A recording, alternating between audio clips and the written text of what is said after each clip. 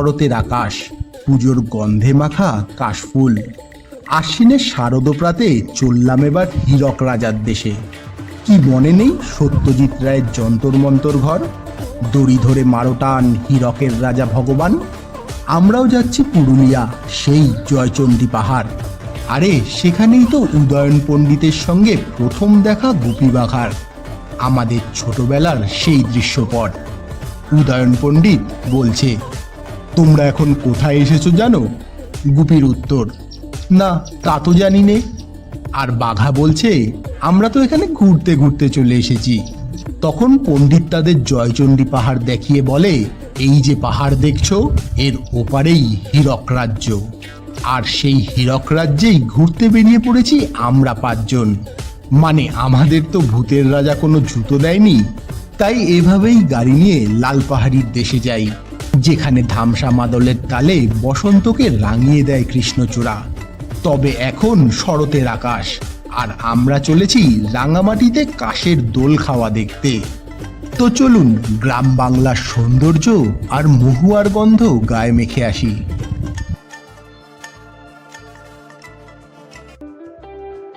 গ্রাম বাংলার সৌন্দর্যের স্বাদ গায়ে মাখতে দুর্গাপুজোর আগেই বেরিয়ে পড়েছিলাম পুরুলিয়া ঘুরতে।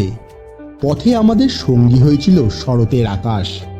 গাঢ় নীলের উপর যেন সাদা মেঘের ভেলা বয়ে যাচ্ছে। হীরক রাজার দেশে যখন যাচ্ছি, তখন শুধু জয়চণ্ডী পাহাড়ি নয়, ঘুরে দেখব বর্গিহানায় বিধ্বস্ত হয়ে পড়া গড়পঞ্চকূট। আর জানবো বরন্তির অপার সৌন্দর্যের সঙ্গে মিশে থাকা নেতাজি সুভাষচন্দ্র বোসের অজানা ইতিহাস। আর সেই উদ্দেশ্যেই আমাদের গাড়ি ছুটেছে পুরুলিয়ার দিকে। লোকে বলতে পারে সেখানে তো ঘোরার পারফেক্ট টাইম শীত আর বসন্ত, তবে এখন কেন? কারণটা বুঝতে খুব একটা সময় লাগলো না। যত এগোচ্ছি রাস্তার দুধারে সারি সারি কাশফুল, মনে হচ্ছে যেন কাশবন দিয়ে যাচ্ছি। মাথায় শরতের নীল আকাশ, আর কাশবনের মধ্যে দিয়ে এগিয়ে যাওয়া কালো পিচের রাস্তা যেন আমাদের গার্ড অফ অনার দিয়ে নিয়ে যাচ্ছে পুরুলিয়া। পথে চা খেতে দাঁড়ালাম একটা জায়গায়, কি অদ্ভুত সে দৃশ্য। চলতে চলতে ছোড়রায় এসে পৌঁছেছি। জায়গাটা দেখাবো, একটা পুকুর। সেই পুকুরের ধারেও কিন্তু অসাধারণ সব কাশফুল ফুটে রেখেছে।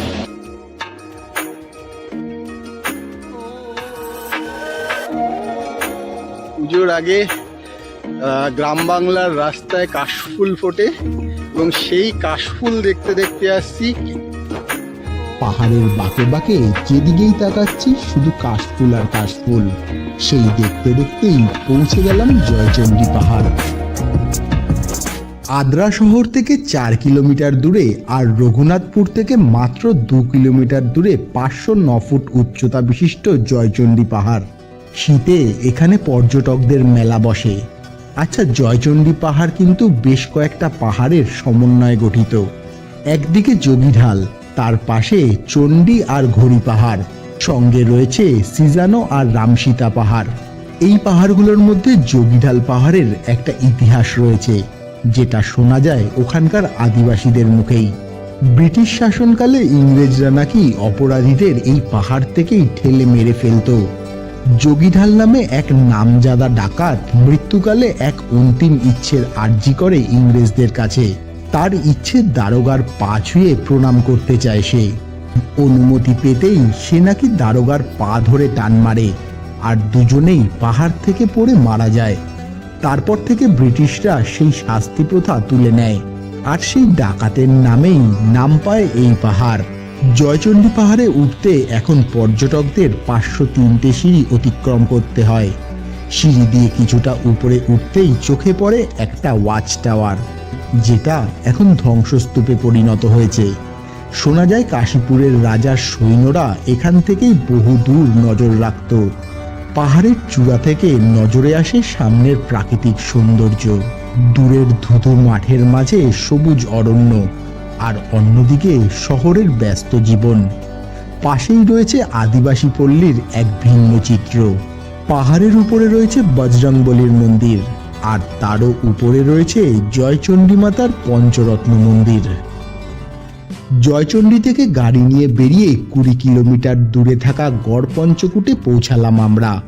জায়গাটা প্রাকৃতিক দিক থেকে খুবই সুন্দর, আর তাই এখানে সারা বছরই পর্যটকদের ঢল নামে। শিখর বংশের রাজধানী ছিল এখানে। গড়পঞ্চকূটে একটা সময় 5 মাইল বিস্তৃত একটা দুর্গ ছিল, যেটা বর্গী আক্রমণে আজ ধ্বংসস্তূপে পরিণত হয়েছে। কথিত আছে ঝালদা অঞ্চলের 5 আদিবাসী সর্দারের সাহায্যে এখানে রাজত্ব গড়ে তোলেন রাজা দামোদর শেখর। গড় মানে দুর্গ, পঞ্চ মানে 5, আর কোট মানে গোষ্ঠী, আর সেই থেকেই এখানকার নাম গড়পঞ্চকোট। রাজার বংশধররাই এই অঞ্চলে ছোট বড় মিলিয়ে প্রায় 40টা মন্দির প্রতিষ্ঠা করেন, যার বেশিরভাগই বর্গী আক্রমণে ধ্বংসস্তূপ হয়ে গেছে। ধ্বংস হয়ে যায় পঞ্চকোটের রাজত্ব। শেষ রাজার 17 জন রানী সম্মান বাঁচাতে এখানেই আত্মহত্যা করেছিলেন। একদিকে সবুজে ঘেরা পাহাড়, আর তার পাদদেশে একটার পর একটা ধ্বংসস্তূপ পর্যটকদের আকর্ষিত করে। আর পঞ্চরত্ন টেরাকোটার রাসমঞ্চ মন ছুঁয়ে যায় আমাদের।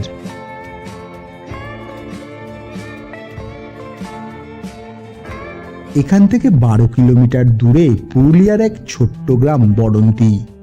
রঘুনাথপুর মহকুমায় বড়ন্তি হ্রদের পাশে থাকে কয়েক ঘর আদিবাসী। নিলিবিলি এই গ্রাম হয়ে উঠেছে ট্যুরিস্ট ডেস্টিনেশন।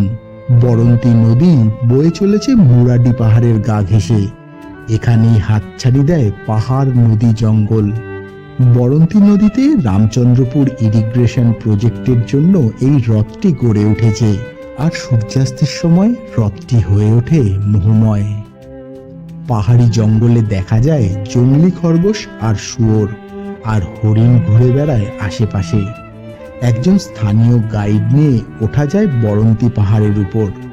পাহাড়ের মাথা থেকে এই অঞ্চলের ভিউ মন ভরিয়ে দেয় আমাদের। চোখে পড়ে বাঁধের অপরূপ সৌন্দর্য। আচ্ছা, গ্রামে রয়েছে নেতাজি চক্ষু হাসপাতাল। 1952 সালে প্রতিষ্ঠিত হয় হাসপাতালটি।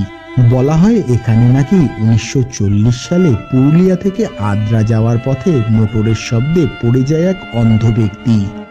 নেতাজি সুভাষচন্দ্র বোস তুলে ধরেন তাকে। ব্যক্তির অবস্থা দেখে চোখে জল চলে আসে নেতাজির। বলেন, এখানে এদের জন্য কিছু করা যায় না? তারপরেই স্বাধীন ভারতে গড়ে ওঠে এই হাসপাতাল, যেখানে দুস্থ দৃষ্টিহীন মানুষের সেবা করা হয়। বড়ন্তি গেলে ইতিহাসে নেতাজির এই ছোঁয়াকেও স্পর্শ করে আসা যায়।